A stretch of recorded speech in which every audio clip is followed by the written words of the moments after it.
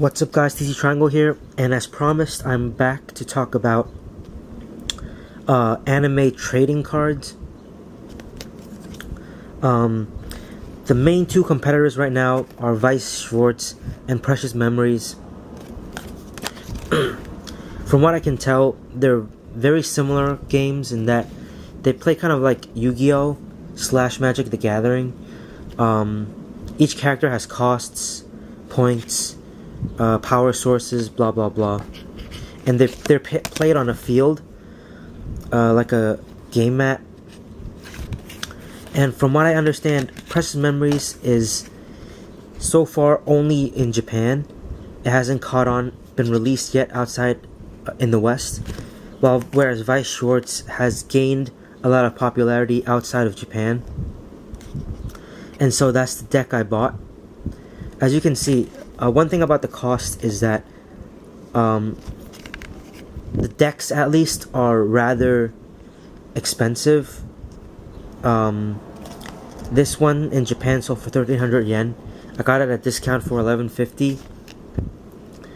So it's kind of like if you've ever played Yu-Gi-Oh! They're basically the same cost, and they're booster packs as well. And the thing about these is that the main attraction is that there's a chance you can get a golden signed card in here, which have high value. And that's another thing about these types of trading cards. Like, the playing cards have more resale value than these types of trading cards that I talked about in my last video. So yeah, if you're looking to like profit, these would be the cards to go with. But from what I heard, you do get a lot more repeats with these cards. So if you're doing it just for the artwork and whatnot, I would go with this type. Whereas the playing card type is good if you want like resale value, collector's value, or you just want to play the game. With that said, let's unbox this deck.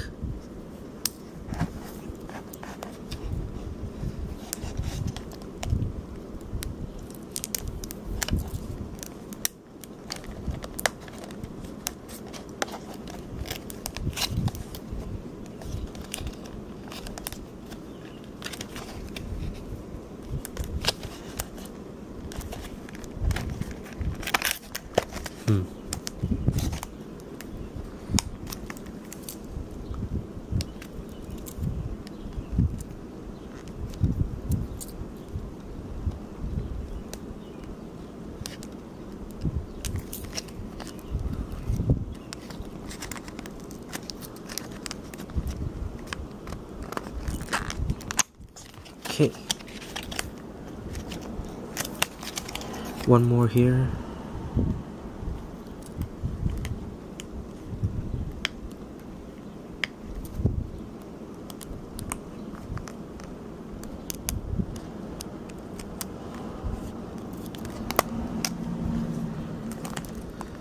And let's look at the contents first, actually. Pre-constructed deck, rule sheet, playbook, deck manual, and playmat. Reminds me of the Yu-Gi-Oh! Starter decks from my childhood. And as you can see here, there's a 1 in 5 odds of finding a card with a signature of a Japanese voice actress. So let's see if I get lucky with this. But here is the deck. And keep in mind that I did buy this in Japan, so there might be some differences from the version you can get in North America. Here's the playbook with the rules and whatnot.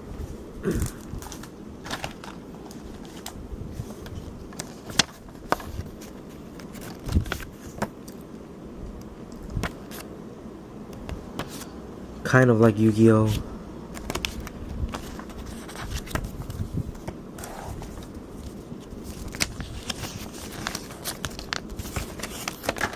a more colorful rule poster.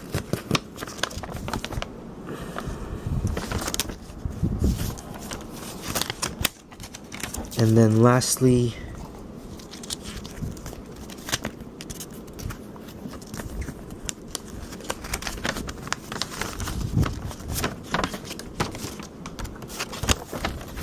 the playmat with very beautiful card samples and Fate Zero, Madoka Magica, kind of, and there's advice. The two starter decks to come out first were Fate Zero and this, and I believe more have come out since, including I think a Sword Art Online one, which I'm not as interested in getting because I'm more of a fan of Madoka. Anyway, let's look at the cards.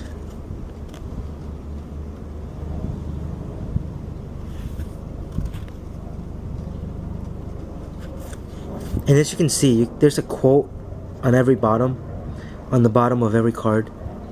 So it's worth it's interesting just to read them. But there are a lot of repeats on every card, on every deck. So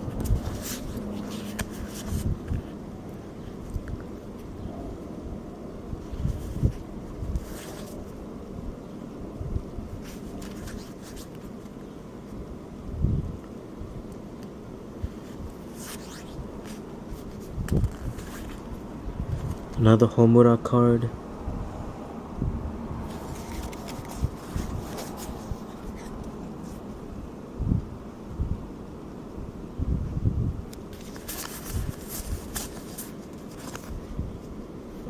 The dude, I forgot his name.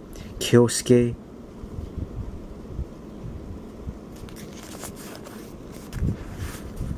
Sayaka.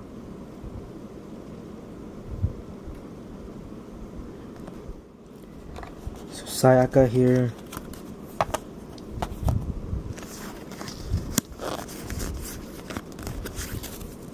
More Sayaka.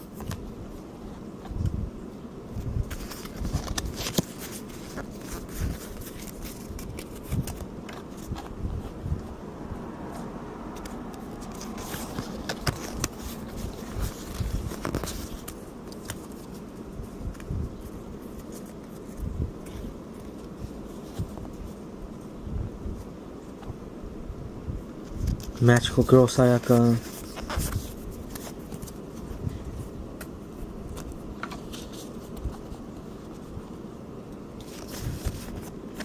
Homura again. Not a lot of Mami or Kyoko so far. Finally, there's Kyoko. Sayaka.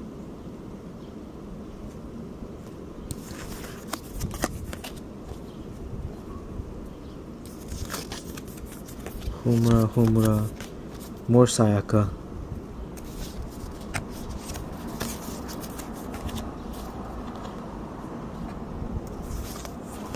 Madoka. Another one.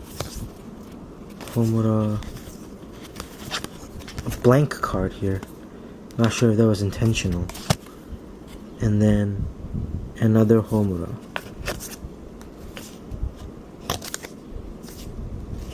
So yeah, did not get a signature. A lot more repeats than I anticipated, and I don't think there was a single Mami card in here, which I'm disappointed because she's my favorite out of the 5 girls. So yeah, that is what a deck is like, and I'm guessing, if I remember correctly, the resale value for these cards are not that high unless you can get a signature. You can probably get about 5 to 10 yen for one of these, so you can probably sell this back for a couple hundred yen. But unless you get like a even the golden signature cards though, the ones from the deck are not that rare. It's the ones that are from the boosters that have like 1 in 100 chance that are really coveted. And I would like to buy a deck of Precious Memories as well when I get the chance. To see how it's different, how it's differently played. So yeah, I think that's all I have to say. Thanks for watching.